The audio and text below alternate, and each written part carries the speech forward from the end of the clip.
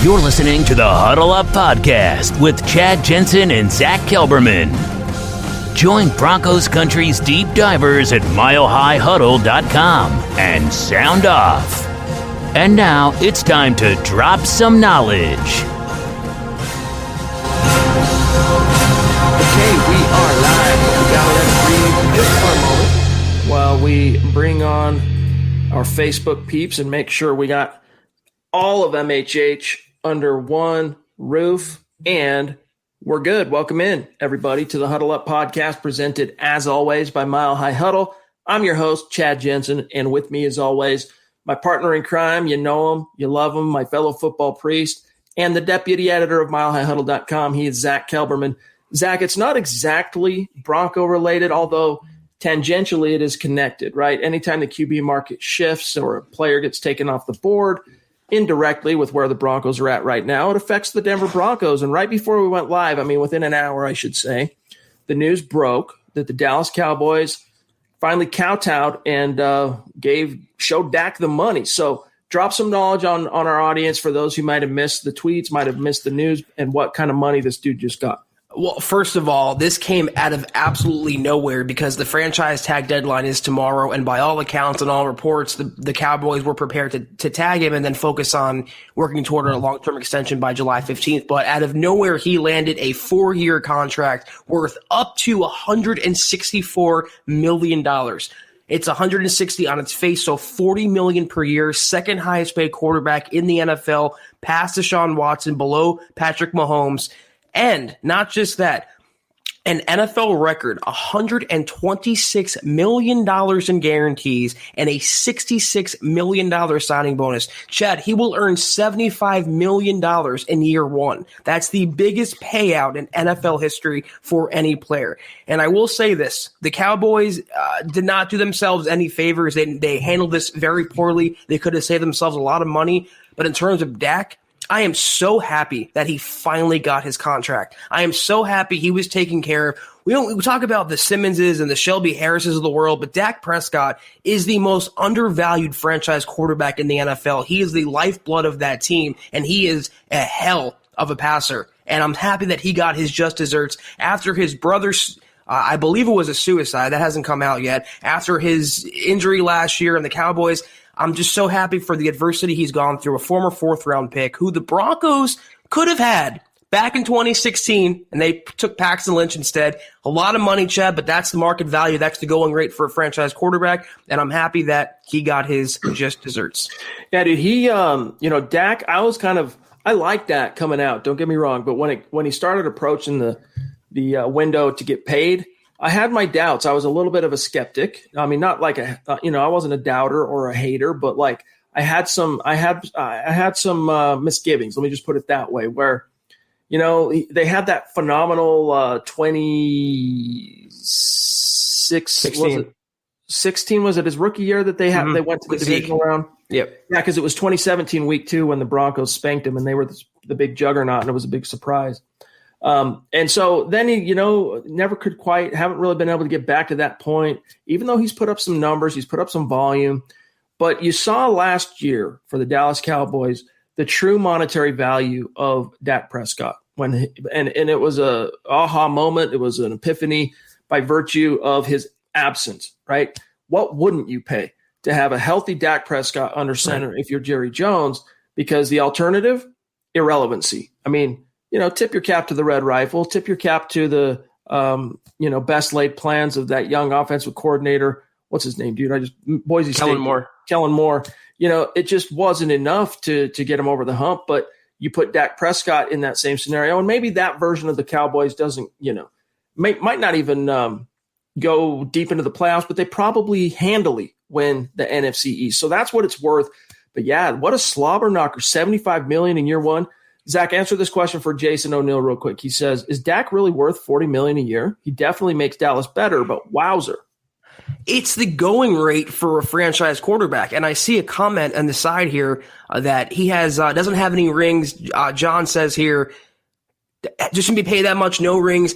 Deshaun Watson makes $39 a year. He's 1-2 in the playoffs. He doesn't have rings either or playoff success. It is just the market value for a franchise quarterback. And the next quarterback to sign a deal, no matter who it is going to pass that number too. It's just, it goes and goes and goes. 2 years from now, $40 million will seem like what 25 was a couple years ago. That's just how it works in the NFL. And people forget, Chad, before he went down, Dak Prescott last year, going into week 5, he was on pace to shatter the NFL single season passing record. I mean, by 1,000 yards or so. That offense was humming. He was the number 2 overall quarterback in scoring in the entire NFL. He really is the most disrespected, undervalued franchise guy. And I think this year, comeback player of the year, I think is a given for him. I think the Broncos, the Cowboys will go back to the playoffs. I think they'll have a nice season, and Dak is going to earn that deal, unlike other quarterbacks who I believe have not. He can laugh as far as the haters all the way to the bank, right? My dude just got paid, and, tip your cap to him because 4th-round pick. I mean, this was a guy that, in retrospect, obviously should have been a 1st-round pick, just like Russell Wilson. I mean, even Nick Foles back in the day in 2012 should have been a 1st-round pick.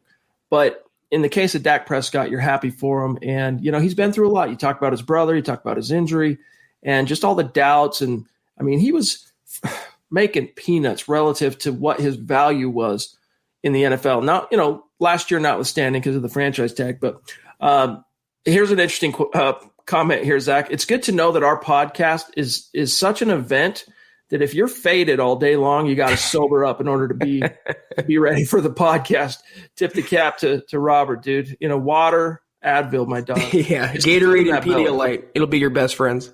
We got a lot to get to tonight, guys, on the Broncos front. Von Miller in the building today. What does it mean? What are we hearing? What's the buzz? I mean, as a guy, Zach, who is hyper aware of optics at all time, likes to use social media as a passive aggressive tool to communicate with his fans and with the front office. We're going to talk about what today means. We're going to get to all that here in just a moment. But guys, make sure you are following the podcast on Twitter.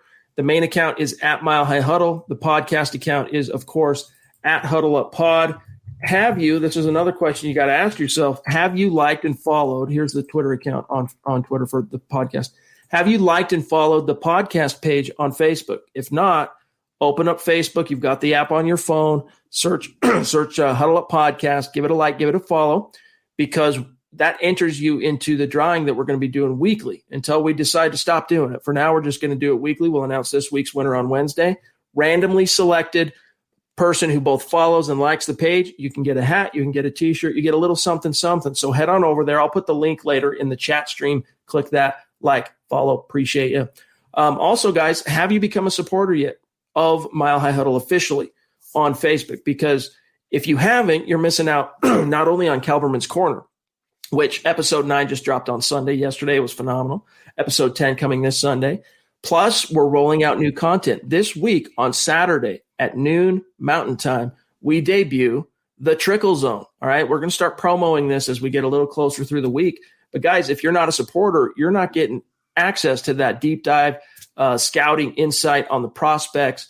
It's going to be, I don't want to give away too much right now on what the Trickle Zone is going to be, but Eric and I had our final meeting on it today.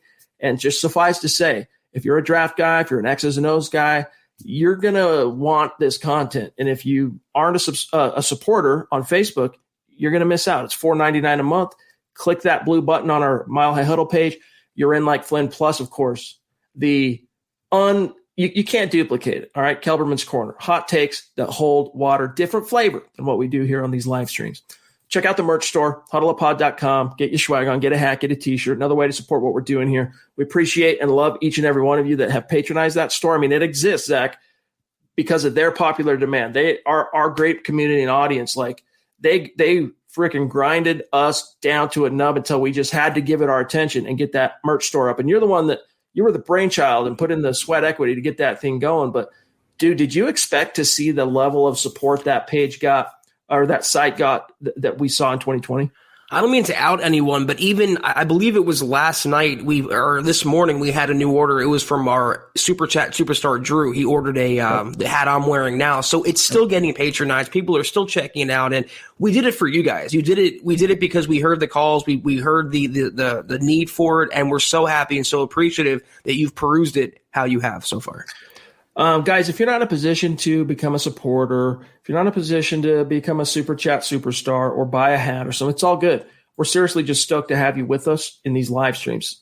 I mean, we look forward to this each and every day. We do ask that you do these three things, though. It's within the power of every one of you with us live or listening after the fact. Number one, subscribe. Pretty obvious, especially on YouTube, especially if you're listening after the fact, whether it's Apple Pods, Spotify, iHeart, subscribe. Number two, like this video right now while you're with us. We got several hundred people in the room right now combined from YouTube to Twitter to Facebook to Twitch. Just give it a like, all right?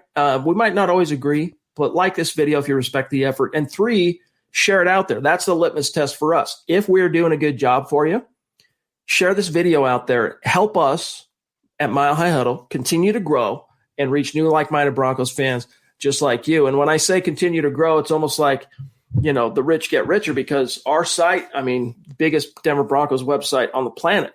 We had over 2 million Broncos fans read milehighhuddle.com just in the month of February.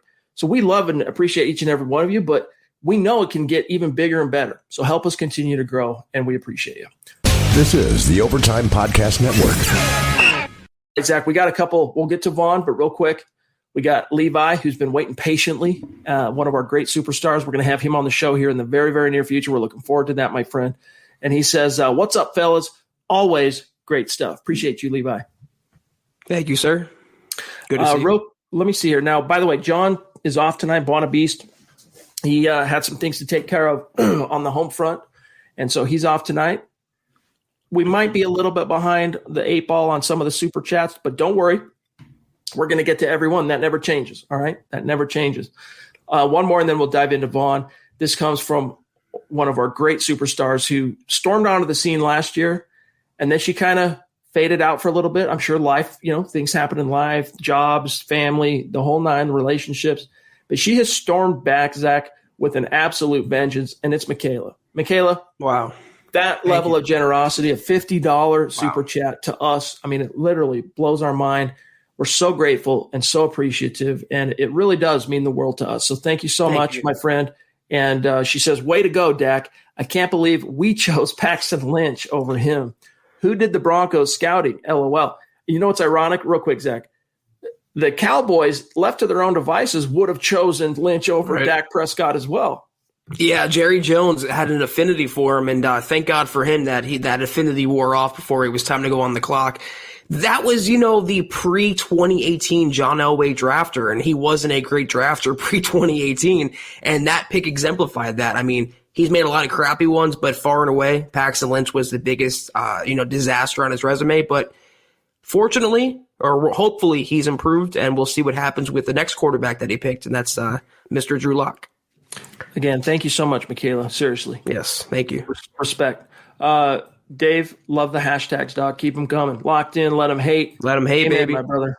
All right, real quick. Now, I know we got a few other supers that just popped in, but just bear with us for a second because we got to get to the main topic today that Broncos country has been champing at the bit to tackle, and that is Von Miller.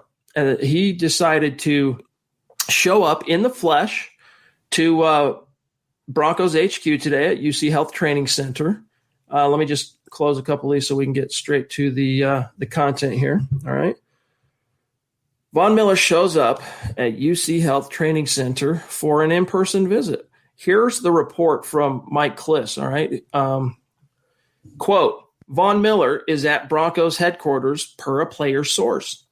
He is saying hello to teammates, coaches, and personnel staff, including Zach, GM George Payton. Now, as I mentioned just a moment ago, Von Miller, he might not be a savant, so to speak, when it comes to, social media or whatever, but he's very cognizant of the power and his ability to use it as a tool, right? And especially we've seen it back in 2016 in the immediate aftermath of Super Bowl 50, during those negotiations with John Elway on that mega contract that ultimately made Von Miller the highest paid defensive player in NFL history at the time, he used his Instagram, he used Twitter as a means to exert external pressure through the fan base on John Elway, on that whole negotiation process. And so he's aware of optics, guys. I mean, this is like Von Miller doesn't show up at the building knowing that it's going to leak out, right? He doesn't show up to that building unless he has a reason to. And without even the hope or possibility of either some sort of an extension or some kind of an accord, or even just the Broncos saying to him, hey, we're going to pick up your option this year, Von Miller doesn't walk through that door, in my opinion. Now, that's not me reporting something. That's me speculating. I think, Zach, this is a harbinger of something very positive for Broncos country to come in the very near future. And when I say near future, Zach, we're a week away from free agency. Yeah, and you know what? All we can do right now is speculate because there's nothing else to go on. I'm wondering if the Broncos told Von to stay out of the building until his criminal investigation was complete. Because when I saw this tweet, it struck me like man goes to work, news at 11. Is it any out of the ordinary that Von Miller is showing up to Dove Valley? Or was this the first time, and it's March 8th, that he's in Dove Valley, and for what purpose we do not know, as you wrote right there. But it has to be a sign that they're at least beginning negotiations, continuing negotiations, maybe even wrapping up negotiations. I tend to think, and it has to be, if it's not innocuous, him just showing up there, weightlifting, whatever, doing film study, that he's there to meet with George Paton, maybe John Elway, the front office, Rich Hurtado, to see what they can do about his contract, because this is a situation, like you said, going into the signing period next week now, things are ramping up, things are getting going. The Broncos want to know where they stand with their edge rusher and where they stand with the salary cap. Yes, indeed. Yes, indeed. We can't say for sure. This, and again, guys, don't mistake what I said a minute ago, what Zach's saying and what I'm about to tell you now as us reporting something as fact. All right, this is just my read on it. This is my speculation on just interpreting the signs, reading the stars, if you will. Von Miller going there to talk to George Paton, even if it's just walking by his office and tipping his cap. Hey, George, Von Miller, nice to meet you in person. Catch you later.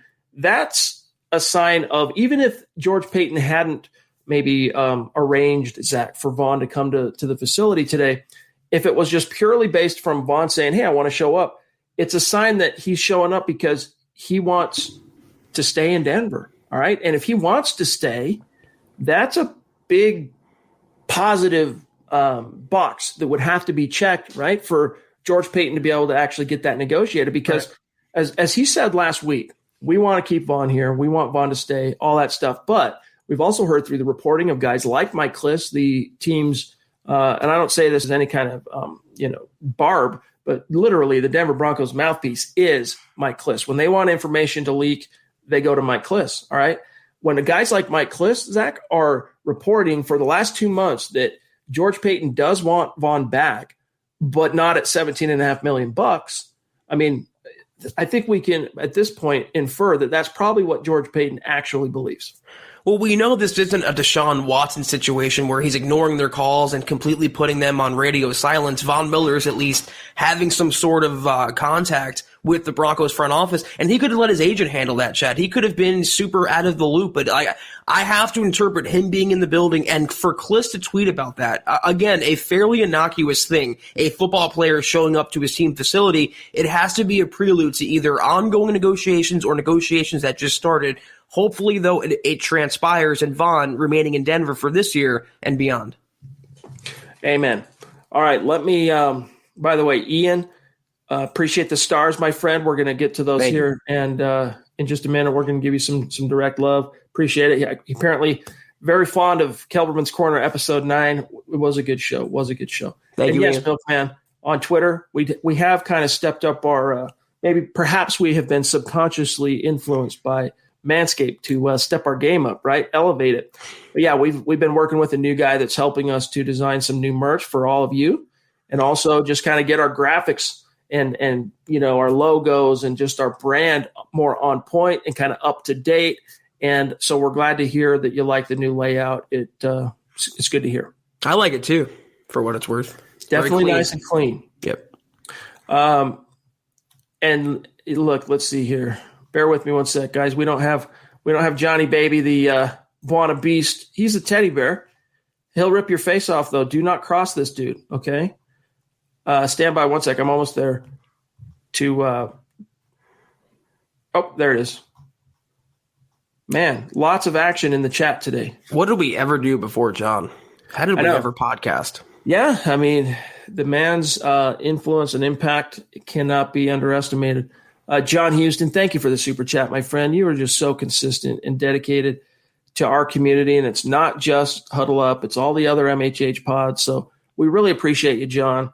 And I think it's about time, my friend, that you reach out to us, milehighhuddle.com, actually milehighhuddle@gmail.com, and give us your personal details. Give us your address and give us your T-shirt size, and allow us to send you out a MHH T-shirt or a Huddle Up Podcast T-shirt as a small thank you for all of your dedicated, steady support. He says, Locke is hopefully coming up next for a mega deal, Zach.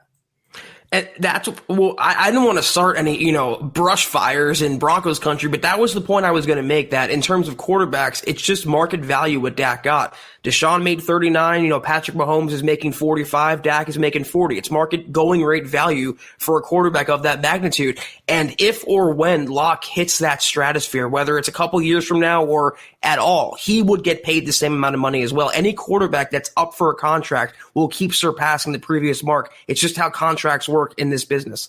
This is the Overtime Podcast Network. Hey, Terrence, appreciate you, my friend. Good to see you. Appreciate that. Yeah, smash the like button, guys. If you're on YouTube and Facebook, smash that like button. Corey H., good to see you, my friend. Appreciate the super.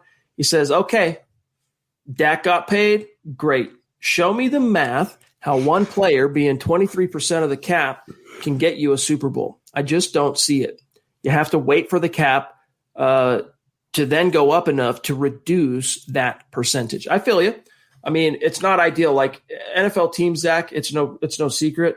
They like to find that franchise guy early in the draft, have a cost-controlled QB for 5 years, and then try and win a championship in that 5-year window. But how many succeed? Very, very few. Eventually, you got to pay the piper, and that's just the going rate, Zach. Well, here's the thing, though. If they would have franchise tagged him, that cap number would have been $37.7 million. And I don't know if it's out there yet, but I can report that his number this year is $22.2 million. So that's a $15 million difference. And the thing with doing a long-term deal, you can spread those cap hits out. You can backload the contract. There's things you can do to lessen the cap burden, and that's what they did with Dak. Everyone sees the $40 million, the NFL records. That makes the headlines. But when you break down the contract, Chad, it's actually not a cap killer for Dallas. And I'll say it again, the salary cap is a myth. And this will prove it, like the Mahomes deal and every other deal, and the Saints are proving it this offseason. The salary cap is a myth. JT, one of our great superstars from across the pond, he's listening after the show because, for him, we're talking wee hours in the morning, but he drops in a super chat. Appreciate you, JT, dropping in to show some love. We'll listen back tomorrow. JT, man, you're an all-timer, dude. You're in the MHH Hall of Fame, Mos Def. And well-deserved. Ian, appreciate the kind words. Yep, we got a new Jensen boy coming in June. So, yeah, we'll keep you apprised of that. Appreciate the thoughts and positive vibes, my friend. We got one here, a super sticker. Sorry, we don't have John where we can show the sticker this time around, but Big Kid Rook. Zach, that's a newer name we don't recognize on Super Chat. So, welcome. Thank you. Connect on Twitter, my friend. We like to keep tabs and stay in contact and keep the conversation going with our superstars on Twitter. And then we also like to be able to shout you out, tag you after each show. So thank you for the support, my friend. It does mean a lot to us. All right, bear with me one sec. I got to see just where we're at. Zach, while I'm doing this, I'm gonna get a couple of things staged here. But let me ask you something. We touched on it so briefly on yesterday's podcast. And it was Tim Patrick who, in an almost kind of by-the-way comment in a piece totally unrelated to Drew Lock, in a sit-down with Mike Kliss, ended up dropping that bomb. He probably didn't even realize what he said, and basically said that Drew Lock has been a totally different person this year. And by this year, I mean the 2021 offseason than he was in the football season just a few months ago. First to show up, last to leave the building, and that all the QB rumors tied to the Broncos this offseason has had some kind of a motivating effect on Drew, and that he thinks it's going to be a galvanizing, and that he thinks it's going to be a big year for Drew Lock. The reason I want to bring this back up and get you talking about it for a second here is that it has been a wildfire, a lightning rod topic in Denver radio today. I mean, they've been talking about what's the implication if Drew, if by being the first to show up and last to leave now is 100% different than what he was last year. Maybe some of the rumors about him not fully being fully invested and committed last year are true. What are your thoughts on that subject?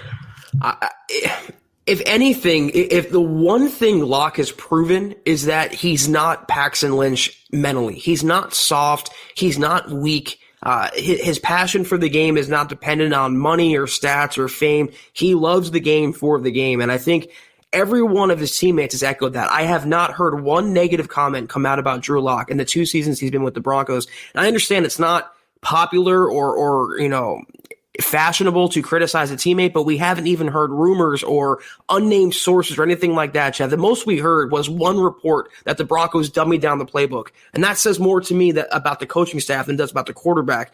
But I don't think these rumors and the speculation and when, not if, the Broncos do bring in a quarterback, is it going to affect Drew Lock's status or his motivation or his aptitude as the potential franchise guy in Denver. I think it's going to motivate him. But ultimately, at the end of the day, it's pointless for me to even talk about because it's up to Drew to go out on the field, Chad, and not listen or not hear or not learn, but go out there and do. And I think given a level playing field, given a good supporting cast, and hopefully more consistent coaching and a winning product, I think he'll be able to show that he can do plenty this season.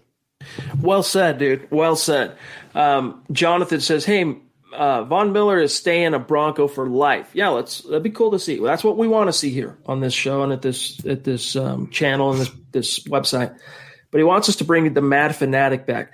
We would definitely want to get him back on the show, and we'll probably wait till after some of the big news, at least from free agency passes, and then we'll reach out to him and see if he wants to come back on. But yeah, it was great having him on the show last summer, and we almost gave, I think it was Mundungus, a stroke, right, with playing the Drew Lock video with no warning, and also that big beat that the Mad Fanatic put together. He's like, whoa, what the? People weren't quite prepared for that. But, yeah, Jonathan, we see you, my friend. We'll get him back on. Don't fret. It feels like lifetimes ago, doesn't it, Chad? It was only less than a year. It feels like a decade. Yes. Mohammed, MHH, resident male model in the house. Appreciate the super sticker, bro. We can't show it because we don't have John tonight, but as you know, we love you. Appreciate you, dog. Diamond Rattler, good to see you. Appreciate the love and support. Thank you. All right, let me see here.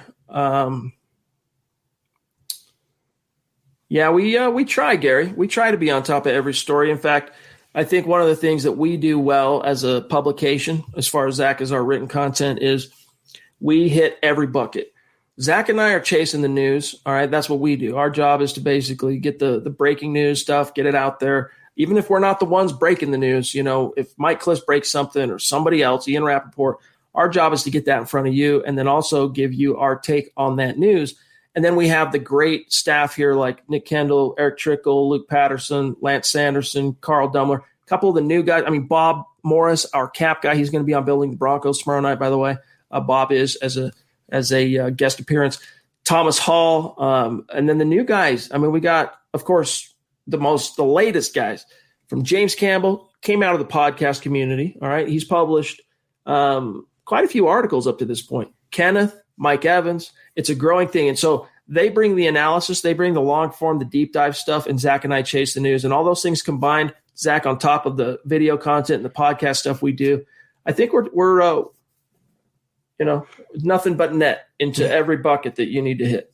And our range is pretty far, isn't it? We're like the Steph Curry of Broncos podcasting. And you know what I love, Chad, is writing a story. I'm sure you can attest, writing a new story, then coming on the podcast to give my analysis. Sometimes like talking it out is better than writing it out. So we get the best of both worlds, and we try to do that for you guys. We call this, and it is the best Broncos coverage and content on the internet, and we try to live up to that reputation every day. I mean, look, there's some of you out there that might qualify and say, I don't know, to say you're the best. All right, whatever. What we'll say, we believe we're the best. All right. I think the proof is in that pudding, but when it comes to, let's say quality, quantity, we're the most comprehensive publication out there. We cover it all. We hit every single bucket, and none of our great competitors in the sphere can really keep up with us on that front. Tony, DA Dub, love you, brother. Hope good to see you. Discount Audio and Wheels, hope it's doing okay in LA. He says, finally catching you guys live again. Hit the like button. Yes, hit the like button. With so many players getting cut soon from all the teams, would you sit back and let teams overpay and take deals at what's left to build what's left to build defense with vets and draft picks? So I think two things there, right? Would you sit back and let teams overpay, and then what's left to build on the defense with vets and draft picks, or am I getting the syntax wrong? I think he's saying, would you wait and not overpay for anyone and kind of add some cheaper guys to build up the defense and supplement it with draft picks? I think. Let us know, Tony. This is the Overtime Podcast Network. So what do you think? I mean, if it comes down to sitting back, I think, we said it before, Zach. I think the primary focus initially for George Paton is getting the hot button studs re-signed. The homegrown guys, Simmons, Vaughn. We'll see what happens with Shelby, but they're going to tender Philip Lindsay. They're going to tender Tim Patrick. They're going to tender, who am I missing? AJ. Yeah, Alexander Johnson. Then we'll see what happens. This was my strategy either way, though. Regardless of the biblical wave of cuts and the salary cap going down, George Paton was never going to overpay for anyone. And I don't think even his own players, even the Simmons and the Shelby Harrises, he'll probably have a number that he thinks is fair, and he'll try to negotiate around that number. But if you're expecting the Patrick Petersons and the Richard Shermans to come in and those high-priced, big-name free agents, I think you have another thing coming to you.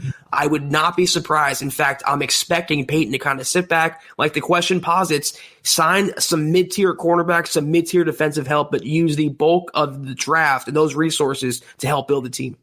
Don't let me forget, Zach, before we get out of here tonight, I want to feature that article you wrote today about Peter King speculating, Sam Darnold, all that stuff. I want to get to that. Don't let me forget. We got a few supers to get, but I want to touch on that. Christian, appreciate the super chat, my friend. Good to see you. He says, hey, guys, wondering what your dream draft scenario is for the first 3 rounds. And I'm curious who both of your 3 favorite players on the Broncos are. Let's reverse engineer that for a second, Zach. Who are your favorite 3 Broncos currently on the roster? I'm not going to include Drew Lock just for the sake of, not, and I don't want to crap storm. Cortland Sutton, Philip Lindsay. Who's my third? I want to say Dalton Reisner. I bonded with him at the combine, and he's the perfect, I believed, offensive lineman for the Broncos. I'm going to go with Reisner, Sutton, and Lindsay. Chubb as my alternate mention. 3 names you can't go wrong with there. Lindsay, to me, on an emotional level, to me, I think, when you get into the media game and stuff, like you start, and this is from someone who grew up as a Broncos fan, right? You start kind of distancing. It's just a natural result of writing about this and, creating content. I used to get so worked up over a game, right? I mean, as far back or as recently as like the early Peyton Manning years, the Tim Tebow season, and all the way back to my, youth, dude, I would get so worked up when the Broncos finally kicked off. I would have my adrenaline running, dude. Like I would be hyped up. And if they didn't win, dude, it was a bad week at Casa Jensen. All right, let's just put it that way. But as time has gone on, I've become a lot less up and down with the destiny of the team and more just focused on breaking it all down and analyzing it.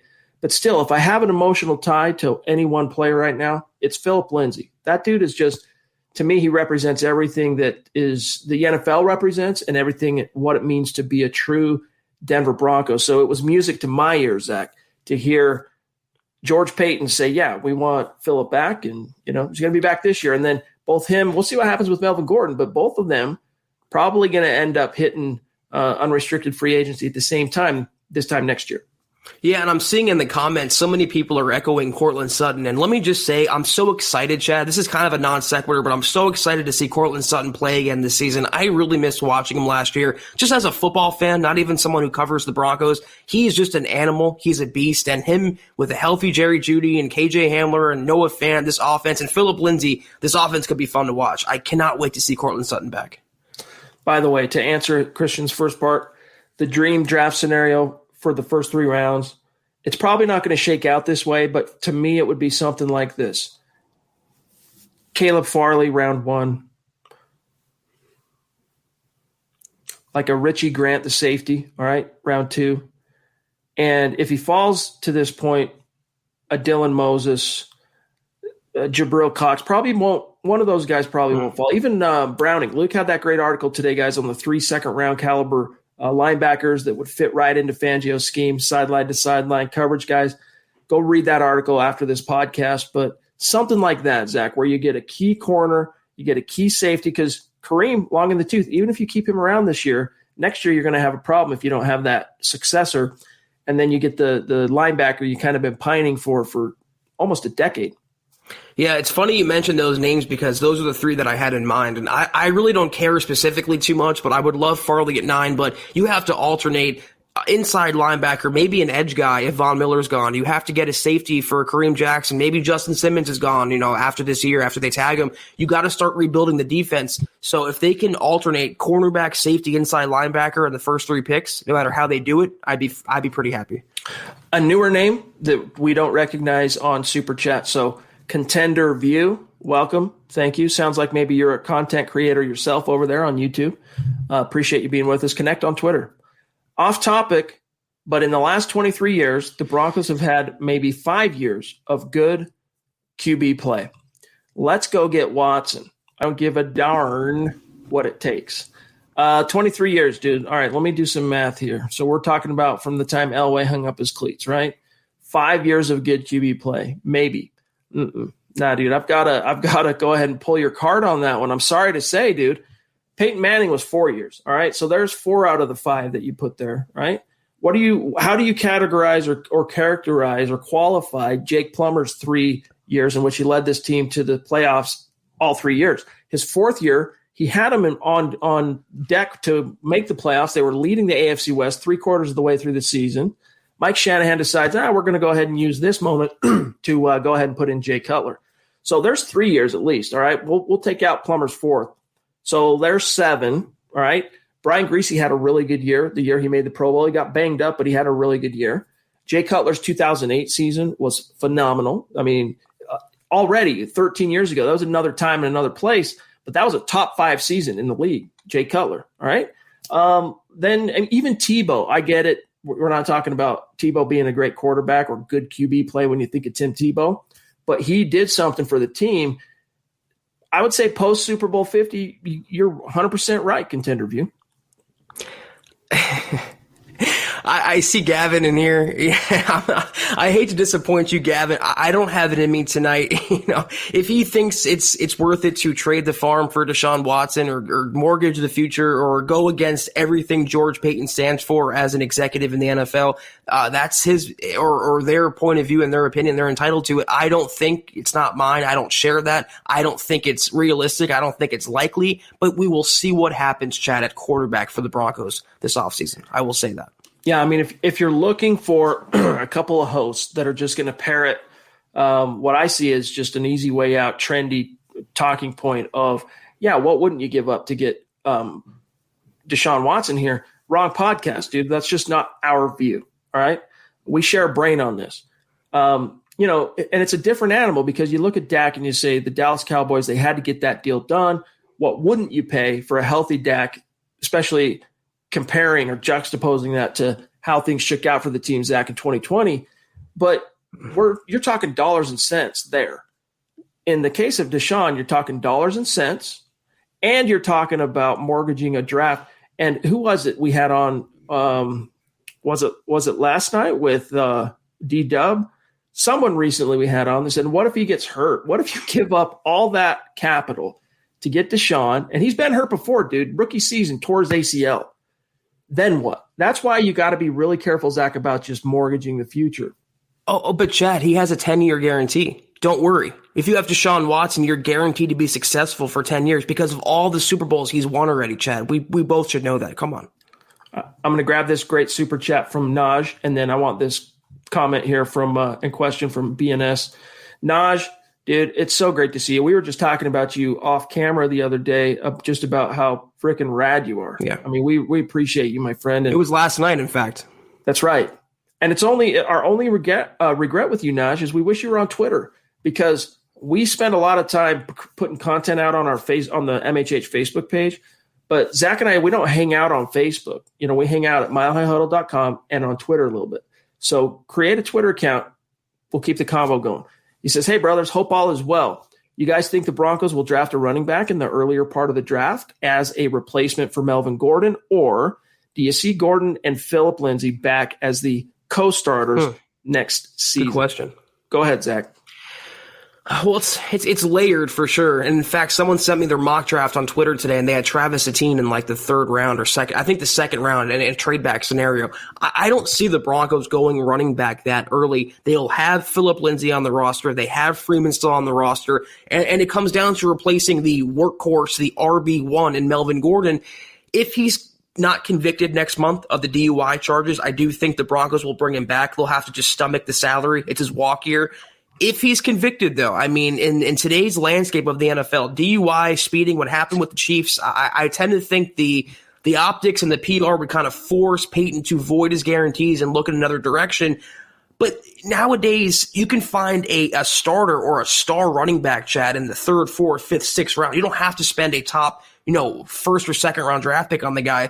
My answer to this question is it's going to be a bigger priority, obviously, if Melvin Gordon goes away, but not so much that they would pass up on a cornerback or a safety or an inside linebacker. It's not that big of a need compared to something like corner where they literally don't have any guys, Chad. Yeah, I mean, I feel you on that. You look back, though, at what Peyton did as, his role in what the Vikings have done over, 13 years he was there with Spielman, or maybe it was 13 combined years that he's worked as the number 2 to Spielman. I can't recall. But nevertheless, long time he spent in Minnesota.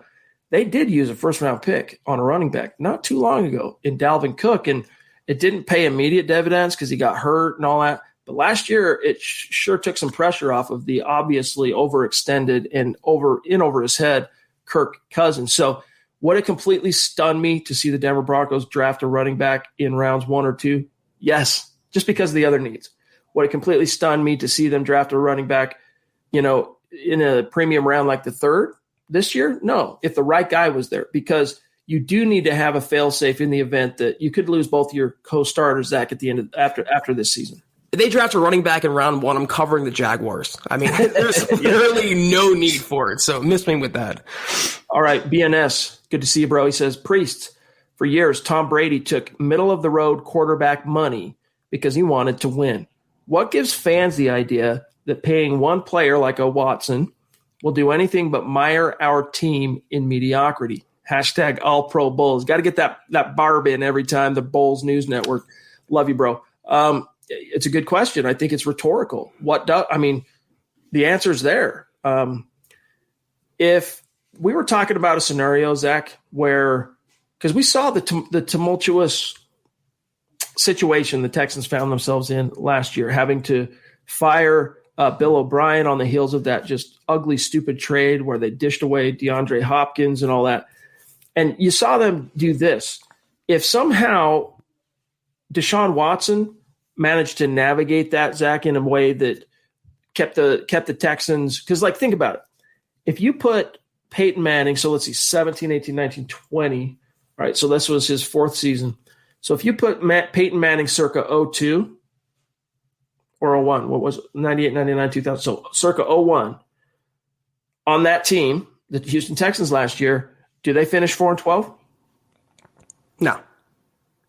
They finished 12-4 probably. You flipped that record. That's why I'm not having it, dude. I mean, and then people right now, there's some of them anyway, are screaming at their phones going, how can you compare Deshaun Watson to a Hall of Famer like Peyton Manning? Well, you're directly comparing him to Peyton Manning if you think you should give up 3 first-round picks, 2 second-round picks to get him here, because that's the caliber of player you got to be getting if you're even going to countenance the idea of giving up that much capital. So if he had put up a 12-4 season in the face of that adversity, and then he comes into the offseason and the Texans lie to him about his involvement in the GM search and lie to him about being involved in picking the head coach, and he says, to hell with you, I want out, and he tries to force a trade, I would maybe listen a little bit closer to the calls for whatever it takes to land Watson in Denver. but he didn't, dude. He didn't. He had a solid statistical season, Zach, but it didn't come out in the wash as far as the standings. It's so funny because people think Dak's not worth the money, but he's only making $1 million more per year, and they have as many playoff wins, won. So another comparison is, Peyton Manning, the Broncos went all out for him. Chad brought it up, a few minutes ago.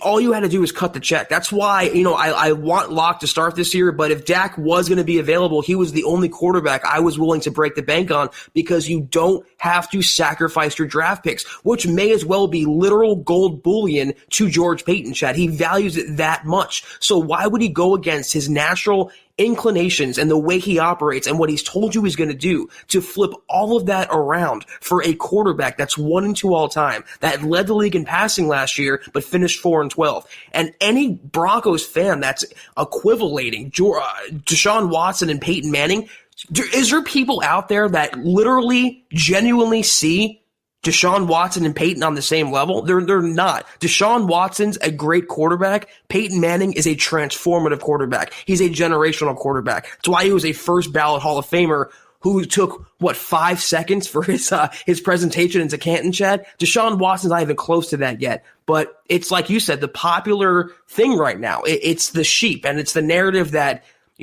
big Broncos country Twitter, big tech, in other words, is feeding and spoon-feeding the masses to accept. I don't accept it. You don't accept it. And like you said, we're going to be the one Broncos podcast or show or analysts that don't just go with the flow. We don't think it's likely, and we're sticking to that. And look, I get it. Like, there are a couple things that that era of Manning and this current situation with Watson have in common. Like, for example, by the time Peyton Manning got to his fourth year, like Watson did, he had a couple of double-digit win seasons under his belt as a starter, and so does Watson. I mean, Watson won 10 games in 19, won the AFC South. I think they won even one more than that, Zach, the year prior in 2018. Lost in the playoffs, still haven't won a playoff game. Peyton Manning, I'll look it up right now. 2019 was the year that Luck retired, so that the division was a layup for Houston. Not taking anything away, but that's right. That's the fact. So real quick though, just for gigs, Peyton year one as a starter, rookie 98, 3-13. Year 2, 13-3. Year 3, 10-6. 2001, which was equal to what Watson's coming off of. He did have a down year, for what it's worth, 6-10. Then from there, he never had a sub 500 year again, ever. So who knows? Maybe he's that unicorn. Maybe Watson is the Peyton Manning unicorn. I'm just not convinced of it enough to say, go ahead and hedge that, take that, make that bet. I will eat a paper unicorn on camera live if he ever comes close to reaching Peyton Manning status. He's far, far away from it. John in the house again. Thanks, brother. He says, honestly, the more I think Tyrod Taylor would be a good backup. Also, how do you feel about Matt Milano at inside linebacker? Played some safety in college, good in coverage. I wouldn't hate on the idea, but if you're going to spend, I'd rather go to the draft and find that guy that you can lock down for the next 4 to 10 years than going and paying a guy like Milano who's been a Band-Aid guy. He's flashed a few times, right? But nothing you can really hang your hat on, and he's going to probably command some serious coin. Yeah, he popped a little bit last season, but he was pretty much a no-name player before that, and he's going to get at least 5 or 6 on the open market, and I don't see the Broncos ponying up that money for any veteran inside linebacker not named Levante David. Vic Fangio, historically, Chad, always went to the draft. That's what I think him and Peyton will do again this year. All right, we got one from BNS on just a super. Thanks for the great content. # All Pro Bulls. Appreciate you, bro. Gavin, also. What's up, guys? Hey, thanks for the super chat. By the way, very interesting YouTube profile pic that you're rolling with there, my dog, with Smoking Drew Lock. All right, here's one from Drew Love, one of our great supporters on Facebook. He says, hey, guys, what linebacker would you rather have here? Jabril Cox, Baron Browning. So Cox is the LSU guy, Browning, Ohio State. Zaven Collins, Temple, if I'm not mistaken, or Micah Parsons, Penn State. What's your answer? What about JOK? Is he among the options here? I mean, I know he's not listed there, but among the options, I'm taking Micah Parsons. I think he's the best day one, highest floor linebacker, but Cox would be my second choice. But you pass up on a top 10 talent like Micah Parsons, I think you might live to rue that, Chad, if his red flags clear up before the draft, like I think they will. And that reminds me, guys, go read that article. If John was here, he'd be pasting the link by now anyway in the chat. But when you get off this stream, go read Luke Patterson's article breaking down in it, Cox, Browning, and then one other one, which was Dylan Moses that you didn't mention there, Drew. So appreciate you, dog. Mark Langley in the house. Mark, we got to get you back on the show, dude. When can you come on? Let's get a book. Let's get it scheduled. I know you got a pretty hectic schedule as far as your work week and the way it goes. So we can flex, we can work around it and figure it out. But we need to get you back on the show, my dog. He says, what's up, my guys? Hashtag Huddle Up Pod, hashtag Football Priest. Zach, Mark Langley is as consistent as the day is long. Yeah, he's an OG for sure. And yeah, we got to see you back on the show, Mark. So let us know when we can make that happen. Diamond Rattler, thank you for that super chat. Much love to you. By the way, send us an email. We'll get you a t-shirt, milehighhuddle@gmail.com. We need your address. We need your shirt size. Dale Rude in the house, or Rudd, I forget now. Dang it. I know we got the answer to this. Anyway, I usually don't forget that stuff once I know it. But Dale, appreciate you, dog. Does Zach title his articles? Yeah, we both title our articles. Yeah. Next question. Diamond Rattler, very generous super chat. Wow. Thank you. Thank you, bro. Appreciate it. Reach out. Let's get you a t-shirt. It means a lot to us. Seriously. All right. Where we're at. We're at 54 minutes just about. Let's grab Josh, one of our very outgoing supporters and followers on Facebook. He says, good evening, Broncos country. Lots of franchise tags added today, huh? Or tenders or whatever you call them. Yeah, dude. I mean, the deadline approaches. NFL teams, they don't usually move until, it's all governed by deadlines, and they're butting up against it. They want to have those things, those I's dotted, those T's crossed, Zach, because they got to be in a position to have clarity when the legal tampering period opens March 15th, because you get the 15th and the 16th, and then it's wide open. You can actually start signing on the 17th. And then by the 17th, it's over with. Every player has a new team, and all that fun is evaporated. We got one here from Jonathan again. Thank you, Jonathan. This is a super chat. Appreciate you, bro. Hey, connect with us on Twitter. We'd like to be able to shout you out after the show. He says, the Denver Broncos need to sign me this year, a running back inside linebacker. Look, dude, you look yoked enough in that profile pic. Maybe they ought to, man. I'm getting George Payton on the horn right now, calling. I'll let you know, Jonathan. Jonathan, if you're semi-pro or aspirations for pro, send us some cut-ups, dude. We'll take a look. Maybe we can give you some love or something, put you in the community, or, if you have any cut-ups on YouTube, send it over to us, man. We're happy to take a look and see if we can't help you out. Here's a question from Michaela. Is Cortland Sutton that much better than Tim Patrick? In my opinion, Zach, as you know, we kind of differ on this a little bit on Patrick, but my answer to that is a resounding yes, quite a bit more.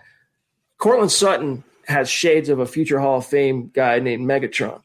Patrick, solid guy. Like, to me, he's like a poor man's Allen Robinson to me, Tim Patrick.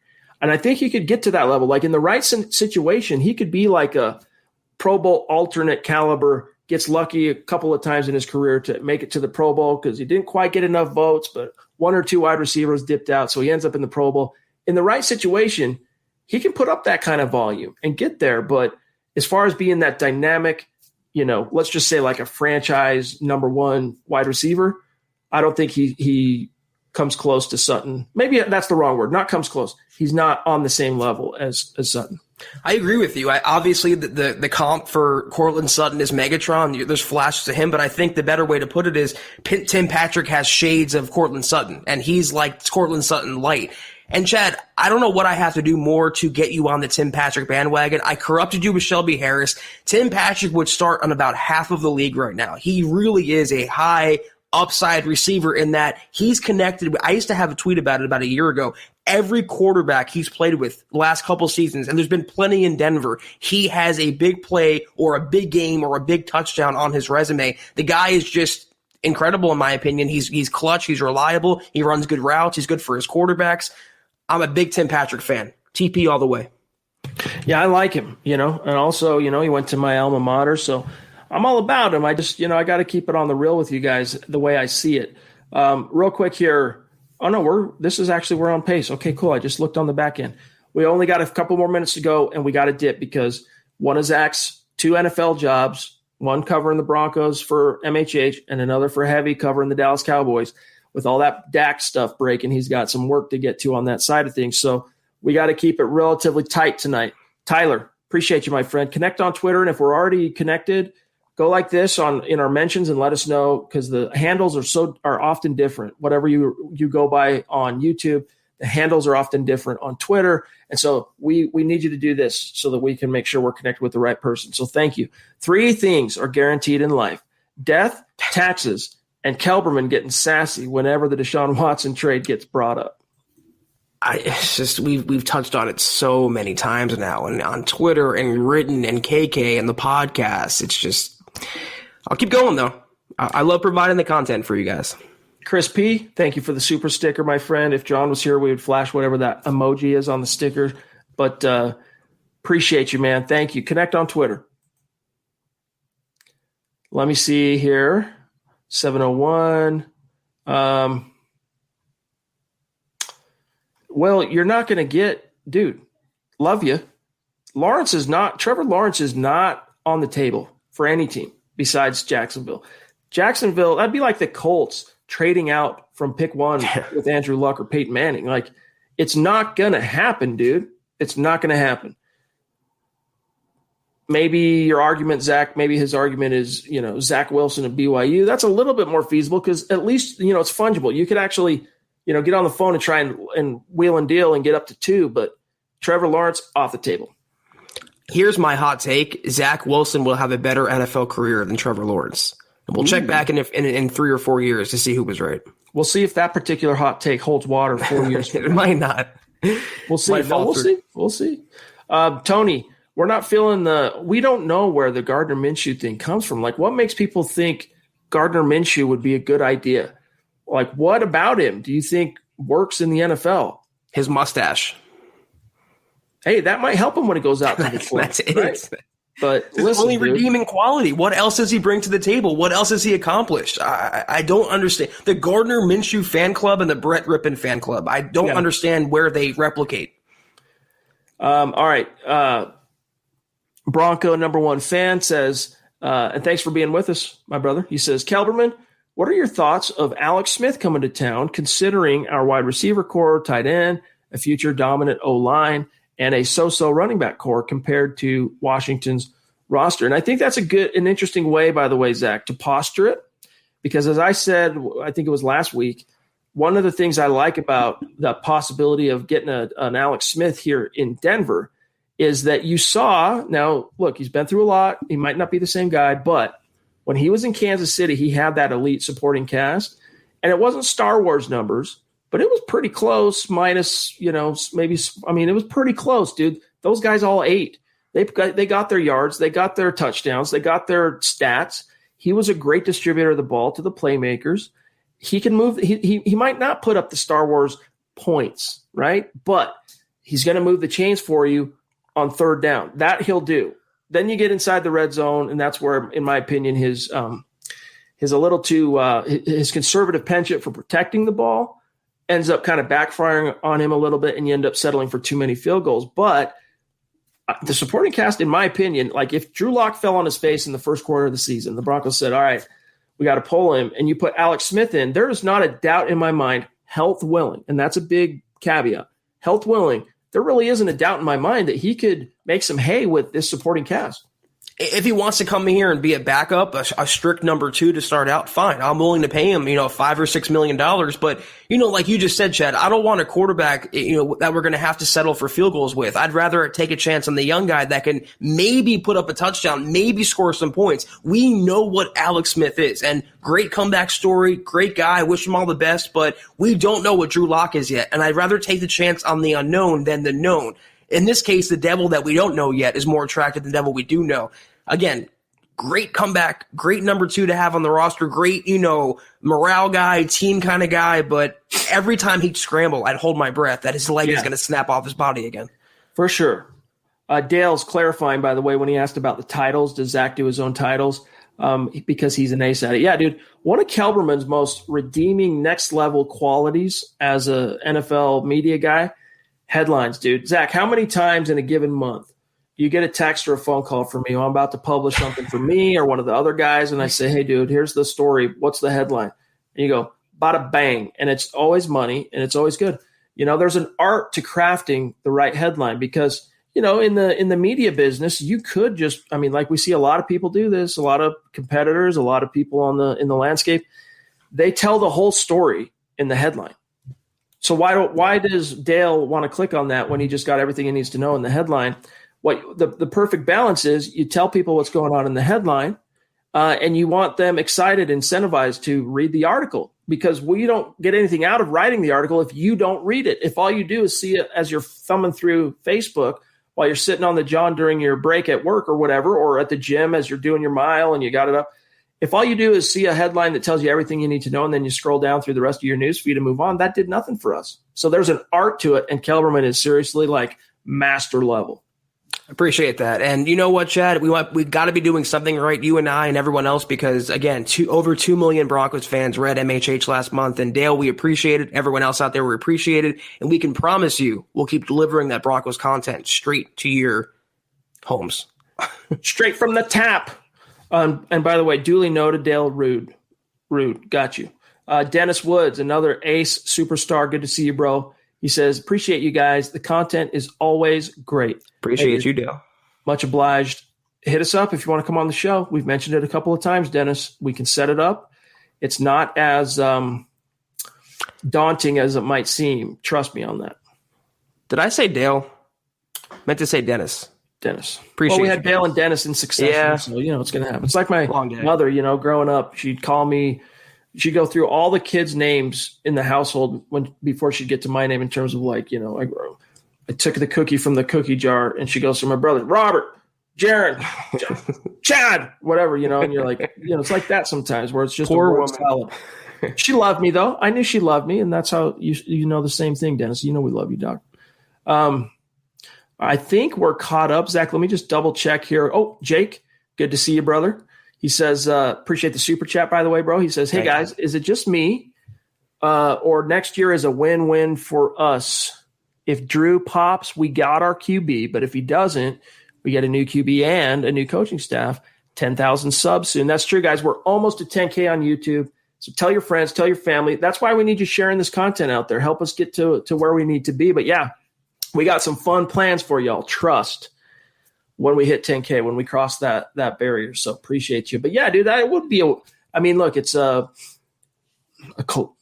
blessing in disguise. Maybe you call it that, because if Drew fails, it probably means Fangio failed. And then you got to start over.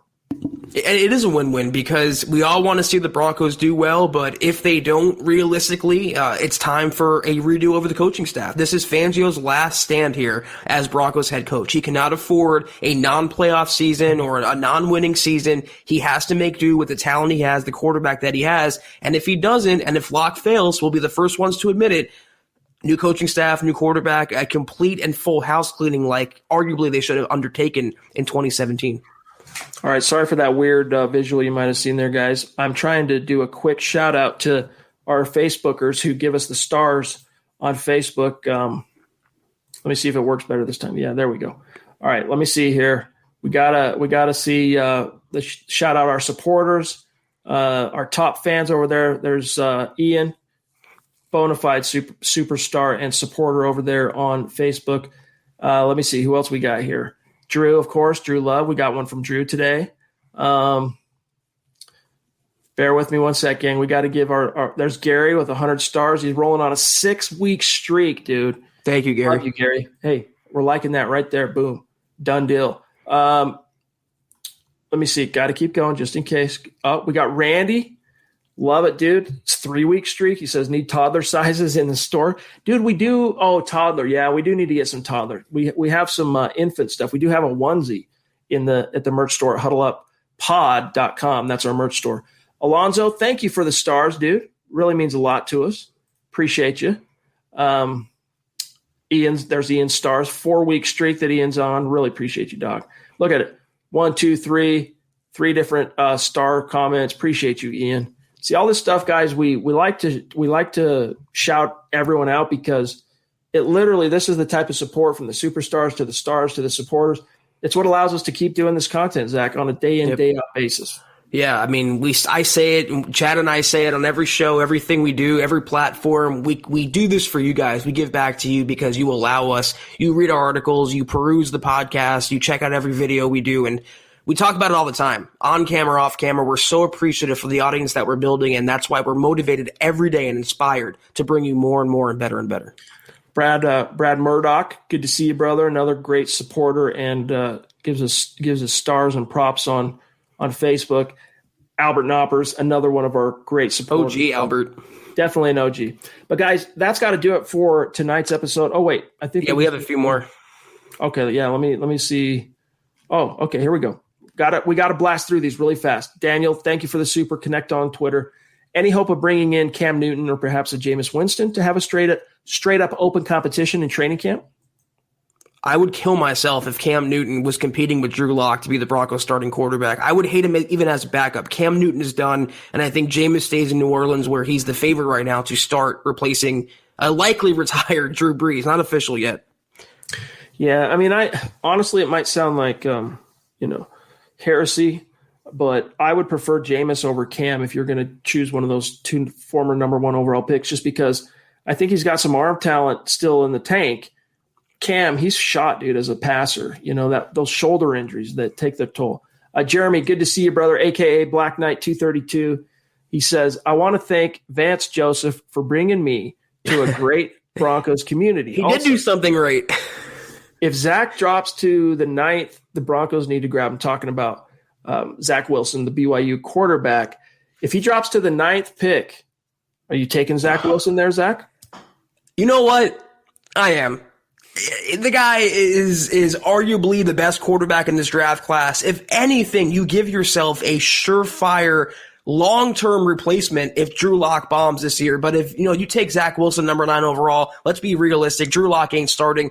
There's a handful or less than a handful. I can count on half my hand of available quarterbacks this offseason. Deshaun Watson included, Russell Wilson, Dak Prescott, now no more, that I would take over Drew Lock. Zach Wilson is one of those guys. So yes, I would.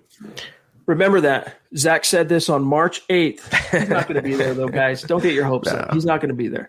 And even if he was there, I'll tell you what, Vic Fangio needs to win now.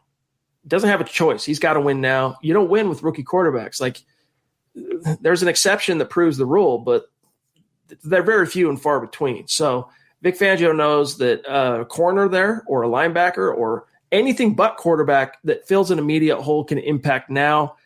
Quarterbacks take time to marinate, dude. Just ask the LA Chargers last year, right? Diamond Rattler with one last goodbye super chat. Thank you. Appreciate you. Reach out, send us that email. Hope you have a good night as well.